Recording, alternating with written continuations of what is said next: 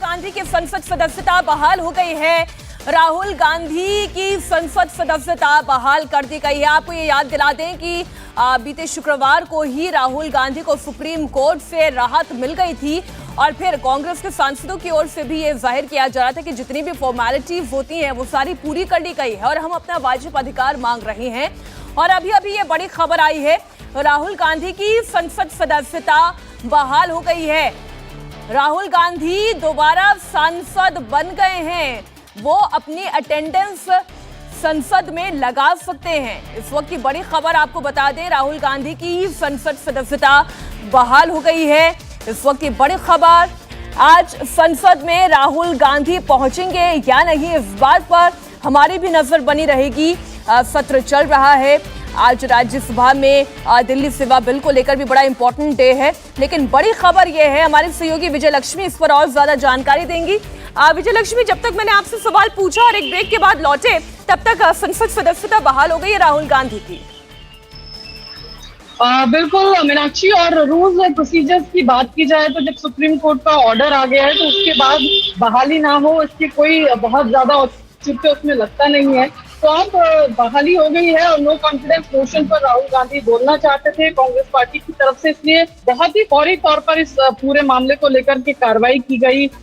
लोकसभा सचिवालय को जो है कांग्रेस की तरफ से सूचित किया गया और अब ये जो खबर है कांग्रेस पार्टी के लिए जरूर राहत भरी खबर होगी, क्योंकि नो कॉन्फिडेंस मोशन पर राहुल गांधी जो है कांग्रेस पार्टी के मुताबिक तीखा प्रहार जो है वो मोदी सरकार के खिलाफ बोलेंगे तमाम चीजों पर। और कांग्रेस पार्टी के नेता जब वो नहीं थे तो हम देखते थे, जो बात कर रहे थे मीनाक्षी कांग्रेस के तमाम नेताओं से, तो उनको लगता था कि उतना पावरफुल तरीके से मैसेजिंग नहीं हो पाएगी, क्योंकि राहुल गांधी जब बोलते हैं तो उसमें एक अलग तरह का सब्सटेंस होता है, मीडिया भी उसको काफी प्रमुखता से दिखाता है। ऐसे में अगर राहुल गांधी लोकसभा में नहीं होंगे तो बाकी चेहरों को कितना प्रायोरिटी मिलेगा, चाहे मीडिया की बात हो चाहे आम जनमानस की बात हो। ऐसे में जब राहुल गांधी की बहाली हो गई है और उनकी एंट्री, सोचिए नो कॉन्फिडेंस मोशन पर इस वक्त विजय लक्ष्मी, हम अपने दर्शकों को जो नोटिफिकेशन जारी किया गया है लोकसभा की ओर से, सचिवालय की ओर से, वो हम दर्शकों के सामने रख रहे हैं।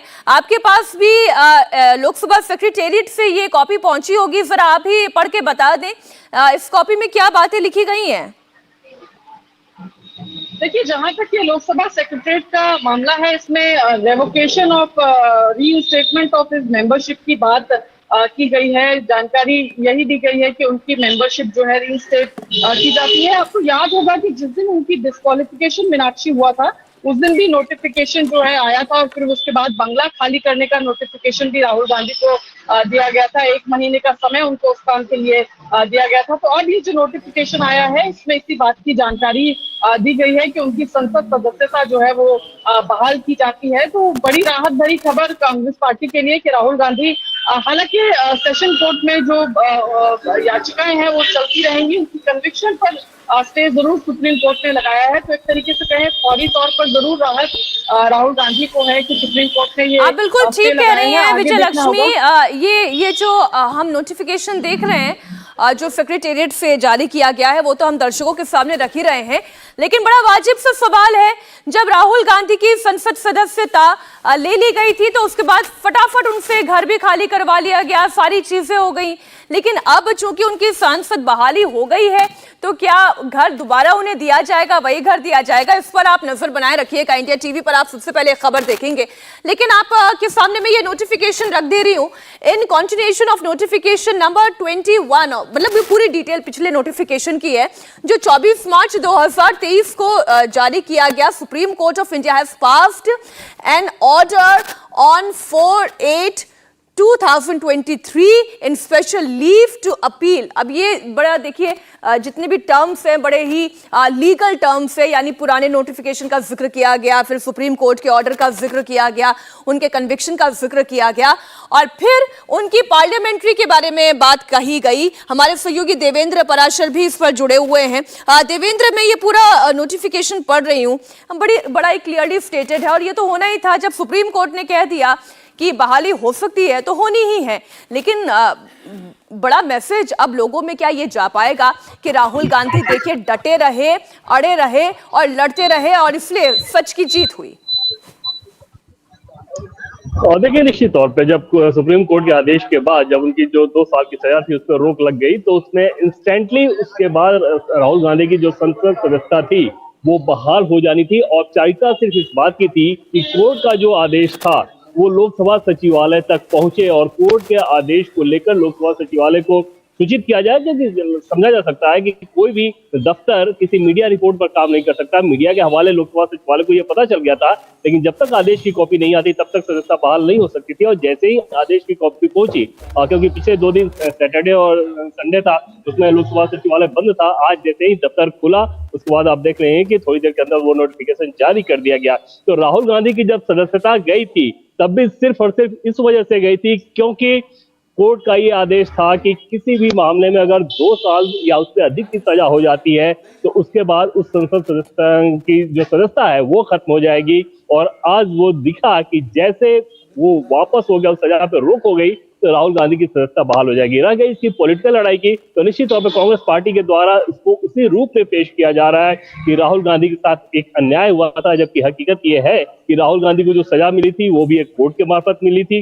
राहुल गांधी को जो राहत मिली है वो भी कोर्ट के मार्फत मिली है। पहले भी लोकसभा सचिवालय ने लोअर कोर्ट के आदेश पे एक को इम्प्लीमेंट करते हुए उनकी संसद सदस्यता को रद्द किया था, और अब हायर कोर्ट के आदेश को ध्यान में रखते हुए उनकी संसद सदस्यता बहाल की जा रही है। तो कुल मिलाकर देखें तो एक कानूनी पहलू है, लेकिन क्योंकि राहुल गांधी के साथ है, क्योंकि इसमें बीजेपी के लोग लगातार इस बात को लेकर हमलावर थे कि राहुल गांधी ने पिछड़े वर्ग का अपमान किया, तो ऐसे में कांग्रेस पार्टी की तरफ से पलटवार को लेकर कितनी तैयारी की जा रही है ये पिछले 2 दिनों में ही नजर आ गया था सुप्रीम कोर्ट के आदेश के बाद। और अब क्योंकि पार्लियामेंट के सेशन की शुरुआत आज से अभी थोड़ी देर बाद शुरू होगी, आज के दिन की कार्रवाई शुरू होगी, तो समझा जा सकता है कि आज कांग्रेस पार्टी कितना उत्साहित रहेगी। और कल जब लोकसभा में अविश्वास प्रस्ताव पर चर्चा होगी उस समय भी कांग्रेस की रणनीति समझी जा सकती है। राहुल गांधी संसद पहुंचेंगे, राहुल गांधी बोलेंगे अविश्वास प्रस्ताव पर, ऐसी संभावना हम जताएं?